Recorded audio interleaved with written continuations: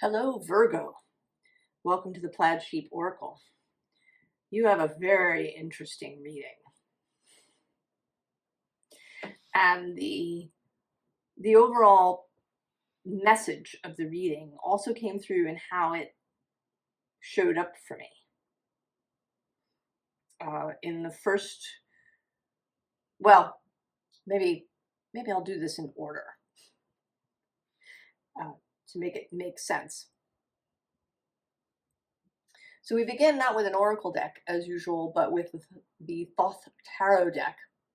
And the card that came out is the Queen of Discs. You, Virgo, here. And it seems to me that you've been facing in one direction for a long time, and that something has made you turn your head. So a lot of her body is facing, sort of towards the camera, as it were, and then her head has turned. And something that I don't take note of very often when this card comes out, there's this road. So she seems to be waiting for something to come down the road. Or maybe something has, and it's sort of off camera. We don't see it. It's in the little bend over here. Attracted her attention.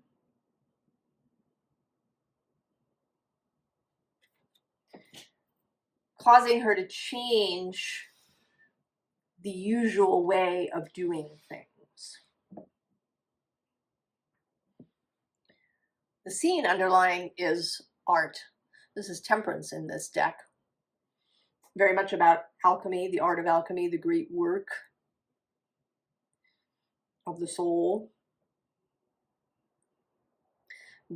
Not so much about turning physical lead into gold, but turning the lead of experience into gold.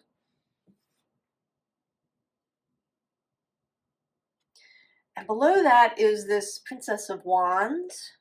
And actually, I'm just seeing now the Princess of Discs.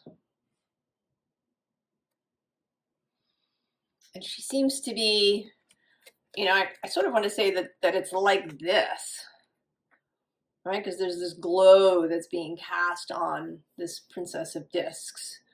And that it's coming from, maybe she's sort of looking over the side of a cliff, and there's this Princess of Wands all lit up and on fire underneath. And then there's this notion of alchemy, of taking one thing and turning it into another, of combining things into new substances.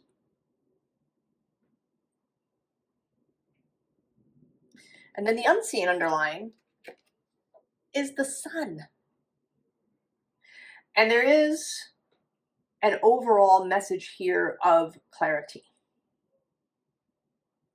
Something is going to become clear to you. And I think it may be what you're going to do next, what your next steps are. Perhaps you're going to clarify your desires, what you want.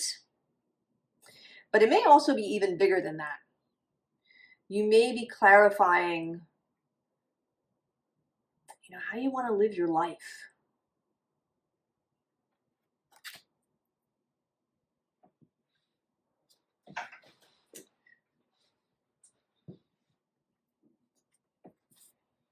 King of Air, very much clarity. High order clarity. I don't want to use the word strategy because that's too intellectual. Too much air. More of the air signs you, Virgo, you have this intellectual underpinning. Mercury is your guiding planet. But you are still the Queen of Discs. The earthiness, certainly very intelligent, but not so much about strategy, but definitely a clear vision. So not only being clear on, you know, what you want or what's happening with you, clear on mysteries perhaps that have been bugging you, but clear on what you see in front of you. Clear on the world that you're moving around in.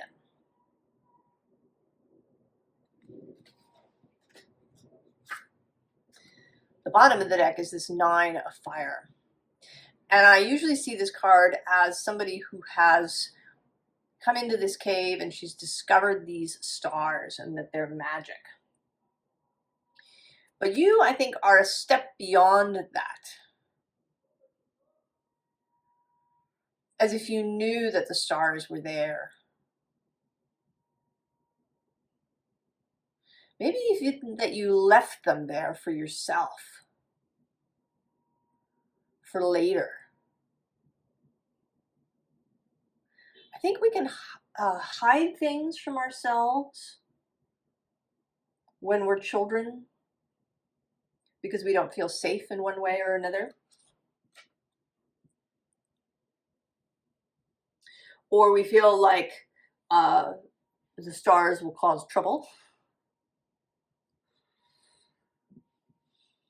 And so we hide them away. And sometimes it may be that we're simply not ready for them. That these stars need maturity and experience, even if they appear to us in childhood. You know, deep sensitivity, the ability to read the room, for example. If you were a little kid, all you'd probably really get are just the emotions, and that could be confusing. But as you get older, you can put those emotions into context. You can start to get, you know, more information.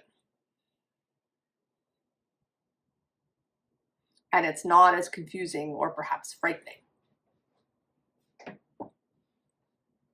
So there's many reasons why we may hide the stars from ourselves.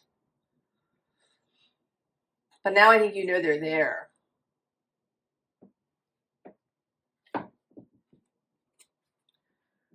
Two of Earth. I've been finding myself really challenged by this card. Every time I see it, I sort of cringe. But it's coming through a little, you know, in your reading, that this card in particular definitely has this feeling of choice. That you could, you know, sort of turn away from this road and go back to looking the way that you were looking. And, you know, just get on with things. Or you can continue looking and then perhaps, you know, get off your couch and go and meet whatever it is that's coming up the road. So there's this choice. And if you do head out, go to see what it is that's coming, you know, then you join the reading.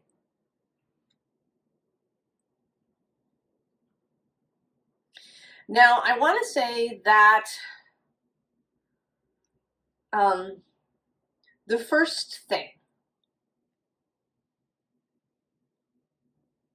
the first way, the first try, the first, the original choice, perhaps, is not what's wanted. Because I laid out the cards, and some of it made sense, and some of it did not. And I was encouraged to choose new cards. You know, in one case, to wholly shuffle the deck, in another case, to just choose, you know, to leave the underlying as the underlying, but choose new cards.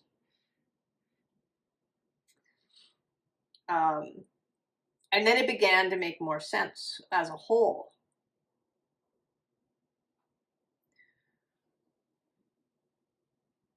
So it seems that whatever you have chosen first, maybe it served a purpose, and you know, perhaps there are pieces of it that still serve a purpose.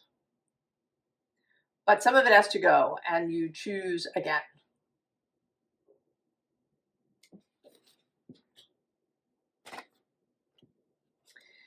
And you do so with enthusiasm. I love this Seven of Fire. It's very cheerful. And this unicorn horn is really standing out to me. This sense of clarity. The Ace of Swords is coming up later. In the first iteration of these cards, this card was the Ace of Swords, the Ace of Air, which in this deck is a Pegasus. But there's something, right, the unicorn instead. I mean, actually, now that I'm thinking about it, right, the cards that were there, that there's a similarity, but yet different. So rather than, you know, a flying horse, we have an earthbound horse, but it's got this horn of clarity. And that feels sort of like you, like this earthy being, and then there's this air element, kind of, or at least this speed element. Because I mean, Mercury is associated with air, but, you know, really it's about speed and about the ability to go wherever he wants. He can travel to the underworld without any kind of extra pass. Right? He delivers messages of all kinds. He is the intellect and communication, but he is also this spiritual psychopomp.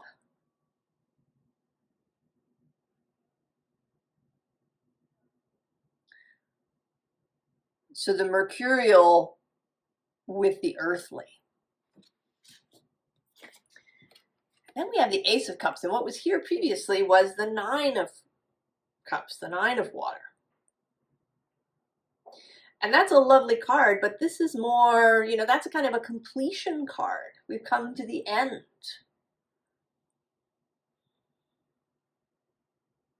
And this is the Ace, the beginning.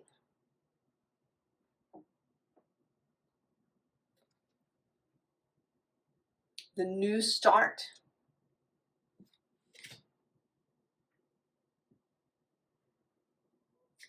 Now here we have an interesting thing. This Three of Pentacles, this Works card, and actually the next two cards that come after are all coming through as commitments.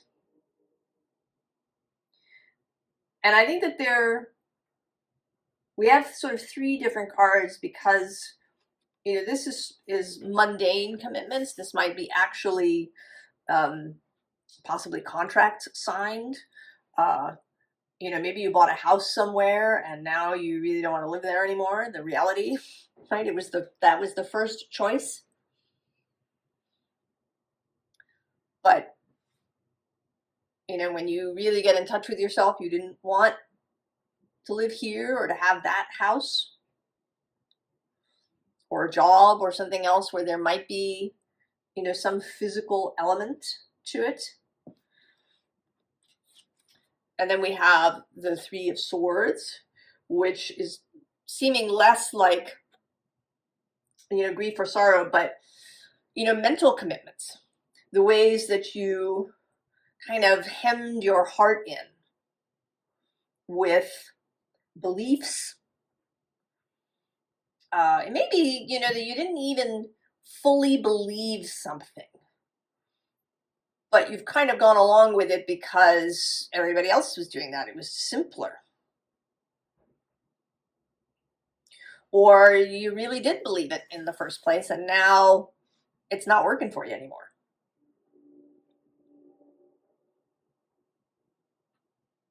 It could also be promises that you made that you shouldn't have. Well, I don't want to say that. We don't use the word should or shouldn't here on the channel, though it sometimes slips out. But that you couldn't really fulfill. And maybe you knew it at the time and maybe you didn't. They can also be commitments that you made almost unknowingly. When I was very small, there was some upheaval in the house, and my mother was very upset. And I think, I don't know for sure, I can't remember doing this, I think it was subconscious, but I believe that I made this commitment to not be any trouble to anybody. So it could be something like that. And then the third card is this Two of Cups union. So that's some sort of emotional commitment. It could be to another person, but it could also be to a job, to a profession. This could be, you followed your father's or your mother's footsteps into a career, and there's 3 generations of lawyers or doctors or military people or firefighters or nurses, or, there are some professions that really seem to run in families. Or you were the first one who went to college, and so you committed to have, that kind of life. Or it could be that you got married and that, now you want to end that commitment. I mean, all of these are things that you want to end. And below the 3 is fear.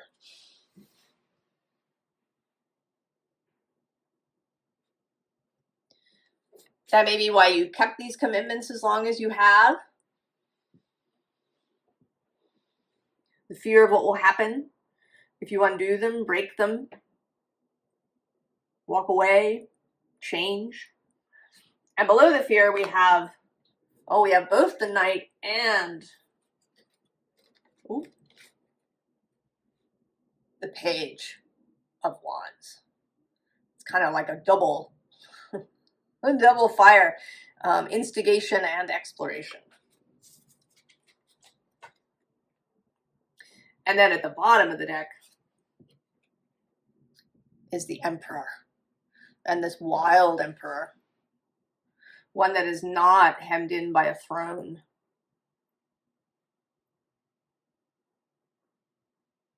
He's free to move, to howl at the moon.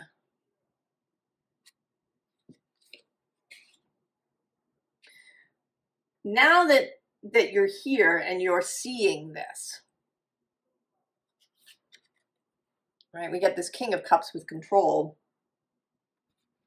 But I think it's more about, again, there's like more clarity. And in this case, it's emotional clarity.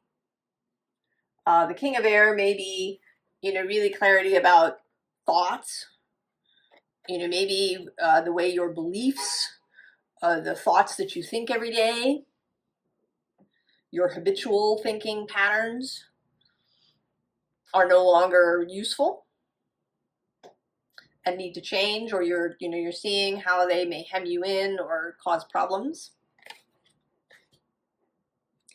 And then this does the same for emotional patterns. And they are interlinked. Right? There's a kind of circle. You may have a thought that makes you feel bad, and then, you get a worse thought, because you feel bad now. So, you know, you can get into this circle. But you may be seeing here how that's working. You may be seeing why you got all these commitments that you did. Virgo is certainly a sign of giving, of being of service, of commitment, of devotion. But we want it to be devotion to the right thing. And then we get the extra dose of clarity with the Ace of Swords. Cutting through, you know, maybe this is really cutting through objections, your habitual ways of, you know, defending your limitations, arguing for your limitations, the buts. Well, I would love to do that, but I want to change, but, oh, these are very familiar. The buts, the justifications.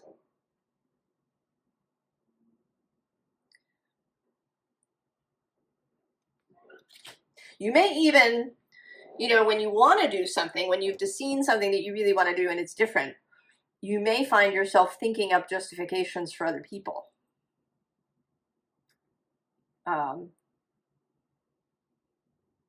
So that you can, you know, explain yourself if they confront you. And you may do this automatically. You know, not even when you are confronted, but as a kind of preventative measure. You know, if I have my argument all set in my own mind, then if somebody comes up to me and says, why the hell are you doing that? I have, you know, the whole thing's all ready. Right? This preparation.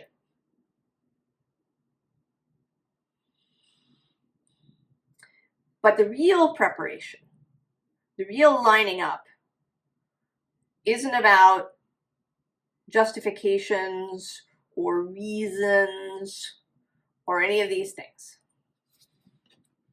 It's about energy, about self, about who you are, right? This lineup of chakras here.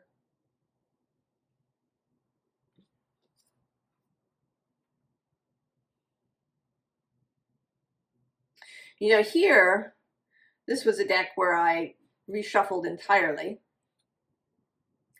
And we came out with a much more water. And actually, I kept 2 of the cards. And it was just, right? It was really weird. I've never had that happen. I've sometimes had whole readings be gibberish, where I have to start again from the beginning. That does happen occasionally. Or there's one deck that for some reason there's just a difficulty in the message coming out in some way. But here there's like some things totally, other things piecemeal. So I do think that this is not about kind of upending your life entirely. You know, going from, I don't know, what's a stark example?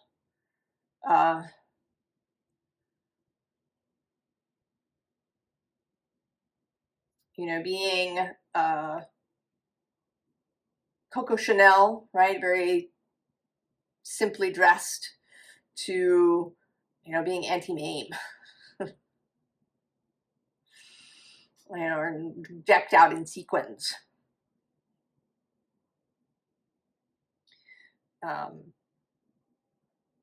Some of the things are really good and you want to keep them.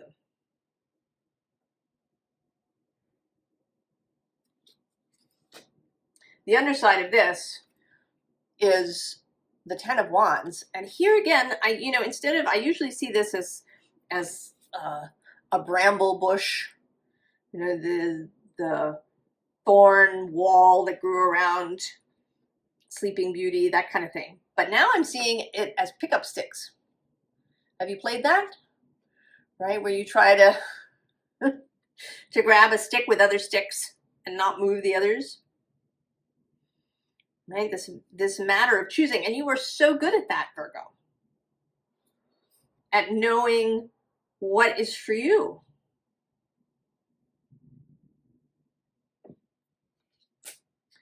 And then we have all this waterness that's coming out. And I knew, you know, that it wanted to be water. The octopus was so right. And the other two cards just weren't.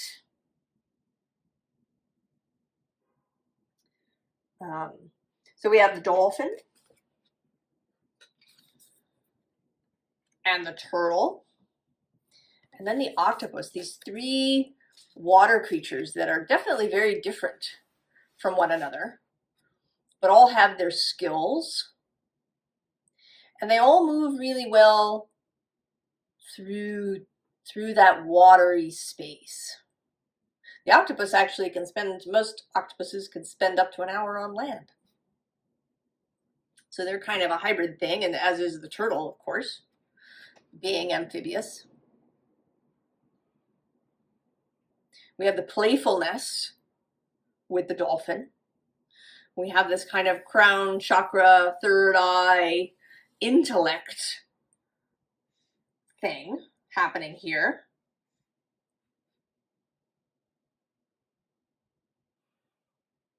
The puzzle solving.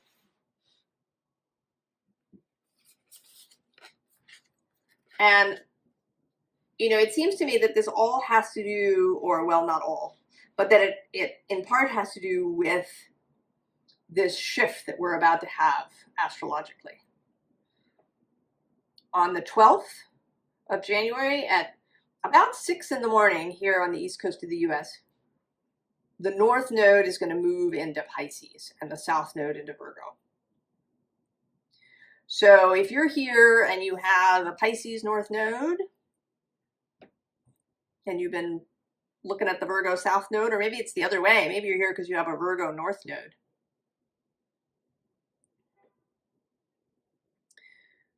There's going to be some kind of nodal return.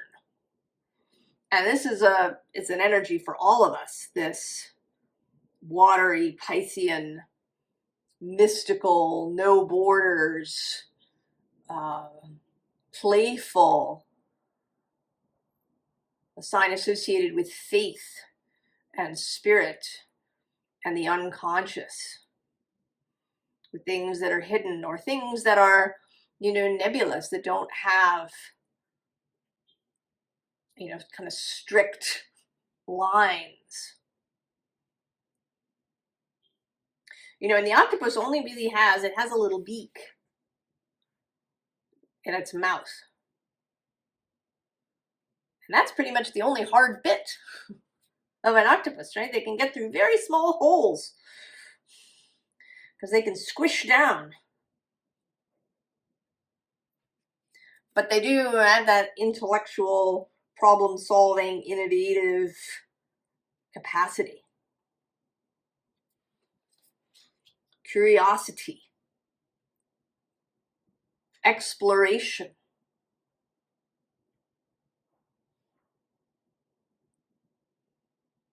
So often, you know, our nodes, we can sometimes slip too much into one or into another.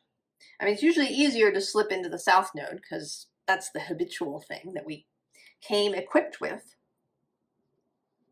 But sometimes it can be the other way, that people decide to disown the South Node and try to immerse themselves completely in the North Node and just cut that off. And I don't think that's any more useful. The nodes are about a combination of things. We do want to reach for the North, to have that be kind of the primary modus operandi. But we want that other node as the basis, as our core, as our stability. So for this Pisces North Node to know, we have experience, we have knowledge, we have intellect, we have discernment, we have a desire for service, we have the ability to follow through, to be devoted, to be disciplined like a disciple. And then we reach forward with faith through intuition, through our feelings. We are willing to live with uncertainty, to have things be nebulous for a while, to think of it as something that we can really, get our hands into, right? It's like pulling all that water into the earth and making clay that you can use to, mold something. The final card in this row is the Emperor. Here again, not the usual figure seated on a throne, but this tree. Right? These are wild emperors. They're not hemmed in by strict societal or even, sort of legal rules. Not that I'm advising you go out and break the law, Virgo. But that you think about yourself as more free, because it's, it isn't necessarily the law, right? It's the rules of society or the rules of your family. If you became a lawyer because of the 3 generations before you, that's not necessary.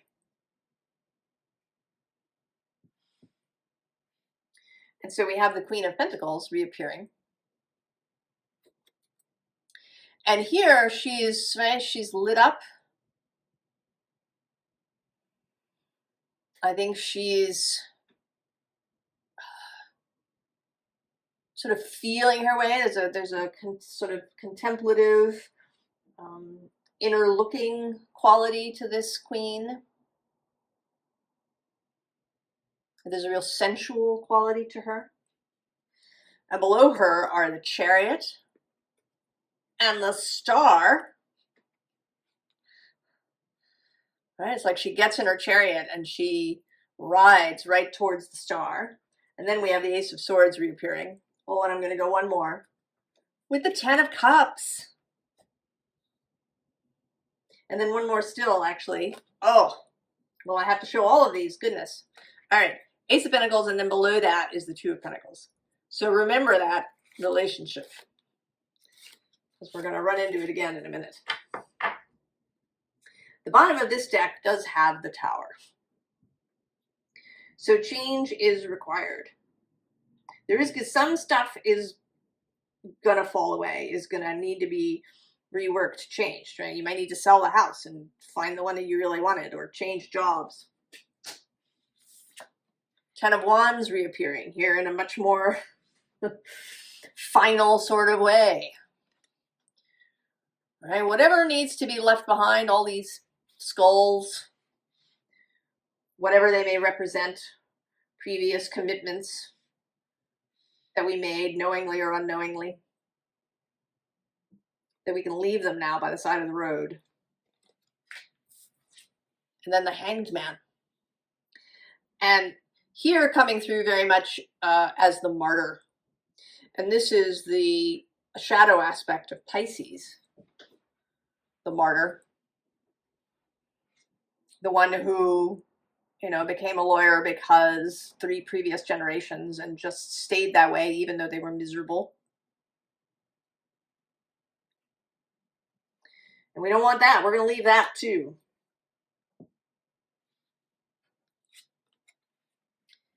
And then we have the 3 of Wands. And this is coming through as someone else. Could be a person. Could be your spirit guides. Your soul. It might be a group of people.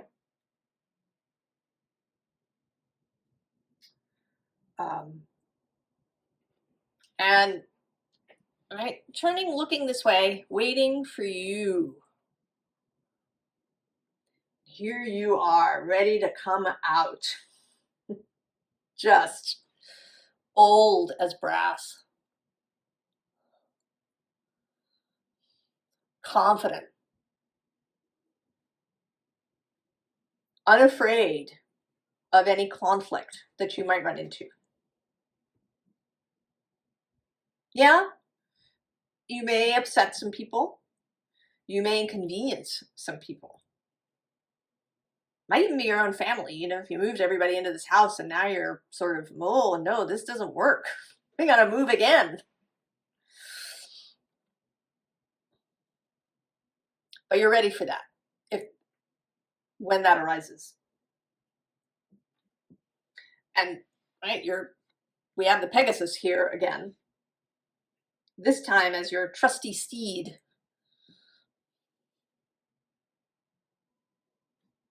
That you can fly with.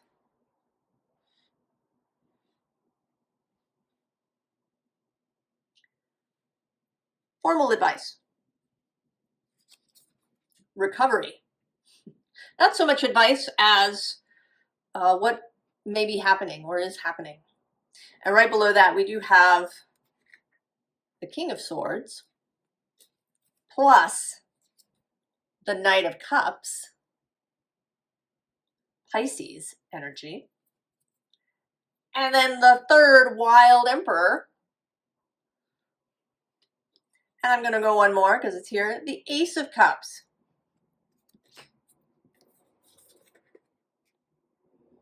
And then at the very bottom is the Moon. More Pisces energy. This card in tarot is traditionally associated with Pisces. Also the nodes of the moon.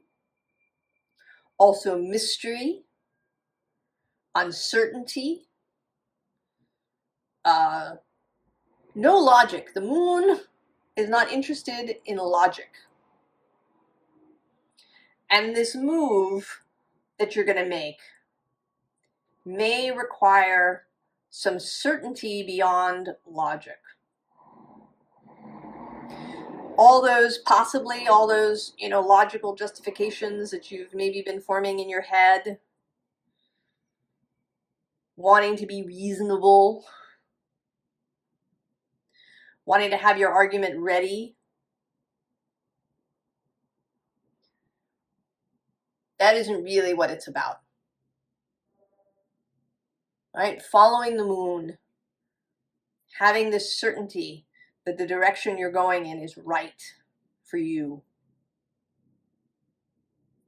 And a certainty that it's all going to be wonderful, that it will work out for you. Beyond logic or reason or justification. The Magician, Mercury showing up here as this manifesting energy. Then we get the Two of Pentacles again, followed by the One. So you're going to leave one of these behind.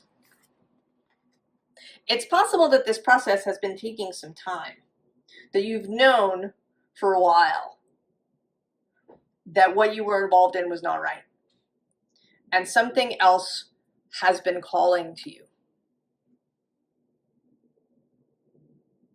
And actually, I want to say that in this card, even though there is this pentacle here, I want to say that this is actually the one you're leaving behind. And that it is in this kind of clear space, right? That the pentacle is these, right, is these dots. Right, and I don't know if you can see on the camera, there's these lines that head up to this single dot. So this connection to source, to spirit, that is the pentacle that's forming. And this is what you've left behind. Right, you're going for this that is calling you forward. Right, this spirit, sacred geometry, mystical Piscean kind of pentacle. Right, there's also a star behind this, and probably if we went 3D, there would be kind of a Merkaba thing going on, possibly, or there's all kinds of right, there's like Vesica Pisces happening in here. And then we get Justice. And justice has come mostly to mean to me a rightness, a righting of things. Right? Like turning a cup right side up, because then it can be a cup. So making it right in that way. You know, like in carpentry, truing, plumbing the line so that something is level.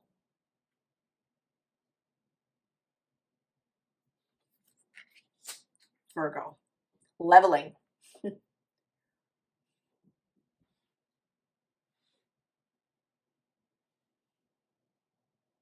I think it's exciting, Virgo. I hope you'll come and tell us about it, what this new direction is for you. I always like to hear that. And I hope that you're excited about it, that you're excited about what's coming down the road. I wish you the very, very best, Virgo, and I'll see you next time. So long.